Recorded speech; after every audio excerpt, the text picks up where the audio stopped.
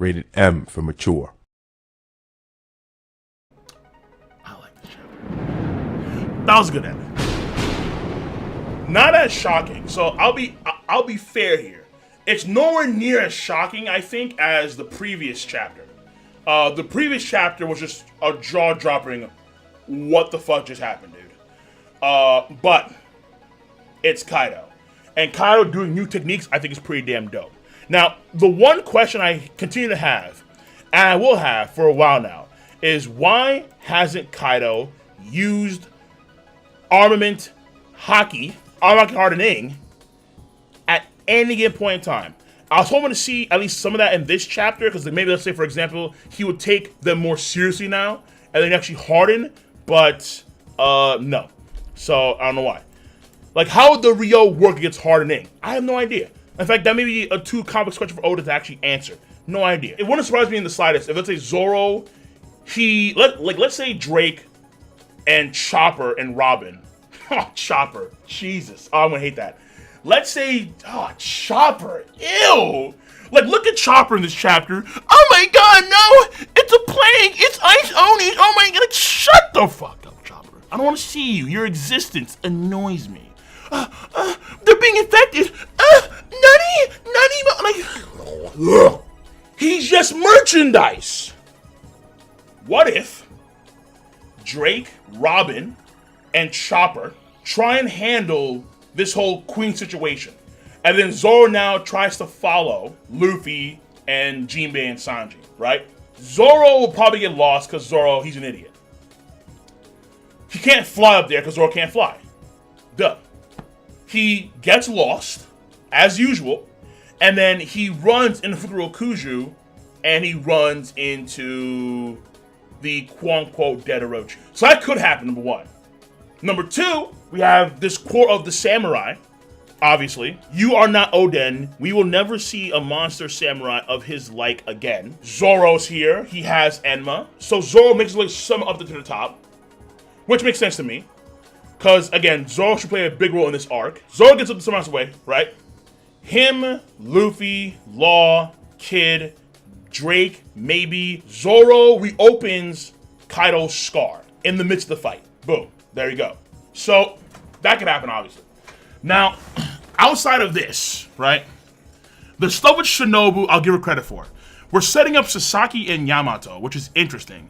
But we do have, but you know, that's also a weird thing too. We do have a lot more Flying Six that have to fight. I don't think that Ulti or Page One are going to be defeated by Usopp and Nami.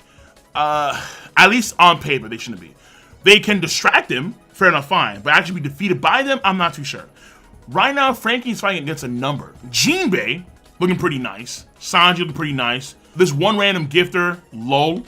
Shinobu, I'll give her, looking pretty nice. Normally, I'm not a Shinobu fan. I'm really not. I'm not. But she actually, she did her job. All that blubber, bleeding. Whoa. Okay, Shinobu. Some random turtle guy. Like, oh, but now it ends. And then in comes Yamato to save the day. And then we have the armored division. Though, okay, I don't understand. I guess because he's a Zoan user, and so he can recover very quickly. But he's a Smile user. Like Hold'em was out for like an extended time after Luffy did the Red Hawk against him, but he still got back up eventually. Whereas this guy over here is a random unknown headliner, or not he's a gifter, and yet Zoro, I don't understand. Like for real, quick question. Why is this dude here? Like, for real. I thought Zoro took care of this dude. He has like one little bandage on him and he's back. What the fuck? Like I'm not trying to dunk on Zoro, but it's like I don't understand it at all. Yeah, I get it. He's part of the armed division, fair enough, fine. But just why did Oda do this? I don't know, dude.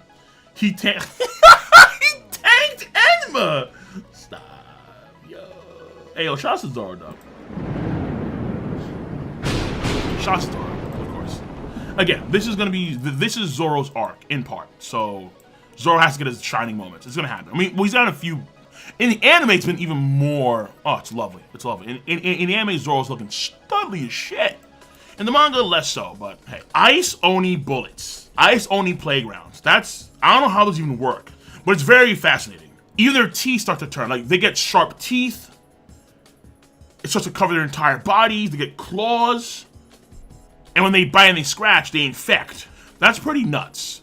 But that's why you also know Chopper's going to play a role in this one, obviously. So overall, the chapter is less shocking than last chapter. Last chapter was absolutely shocking. But I have a lot of questions based on the last chapter. A lot of questions. A butt ton of questions. Overall, I think this chapter is a pretty good chapter. I like seeing Luffy. I like seeing Jinbei with Luffy and Jinbei, Sanji, Luffy interactions, and Luffy still trying to fight, even though Sanji and Jinbei are your dog. So fighting, like, come on, bro. Like, what are you doing, dog? I like what's going on with Bao Huang is very intriguing. With the eye stuff and the and like the seals, the symbols. So it's like a Bao Huang is like, I guess the main one, I suppose. So, and then Kaido at the beginning, I'm like, oh shit, Kaido, fuck, dude, no. But he gets back up, not good enough, and then he does the air cuts, invisible slashes, and then Kiku, arm off. Woo! Kiku's seen better days.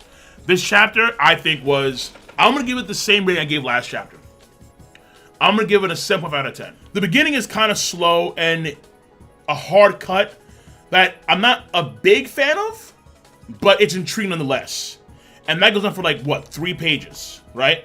Then you have the Ice Oni stuff. Very intriguing. Very intriguing when it comes, but then Chopper's there. Right now, Queen and Ice Onis versus Zoro, Drake. Oh no, and those Apu's there too, right? Yeah, I think so. So Apu and Queen and Ice Onis and Plagues against Chopper, Robin, apparently, Zoro and Drake, apparently. That's what's happening right now. They have Luffy, Sanji, and Jinbei. They're going up the levels, which is dope. And then finally Kaido back on his feet.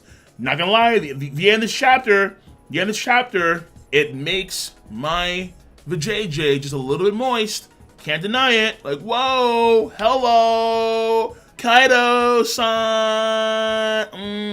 I like it. So Kaido, I think, at the end of the chapter, pretty good, pretty great shit. Kiku, I want to say is going to die. But, once again, Trafalgar D water law exists. I was reminded of Doflamingo and Law. And because Law got his arm back, I think he used his own powers plus Chopper as well. I think, no, Chopper, oh no, Mancherry, right, yeah. Mancherry used her tier things, I think, how about Law with the healing. So, yeah, exactly. Yeah, Mancherry, exactly. So Mancherry and Law. So I see Kiku and I'm seeing his arm. You have Chopper and you have Law. I'm like, okay. Unless Kiku dies next chapter. Oda bless. If you do that, Oda bless. Oda bless. Hell yes. Though, I feel like Ashura Doji would die, honestly. Ashura Doji, Denjiro maybe. Kinemon, no. Izo, I don't think matters, honestly. Kiku, why not? And Kawamatsu, I don't think so, because Kawamatsu and Hiri and that stuff, I'm not too sure. If Kaido is going to die in this arc, which I don't think he will, per se, but he could, he should take out a few folks with him. But I hope Oda can follow through with the death. If you have so many folks, a 1% chance of survival, 19% chance of survival, according to Hawkins, and no one dies, Oda, why bother in the first place? Just hype? That's a yikes.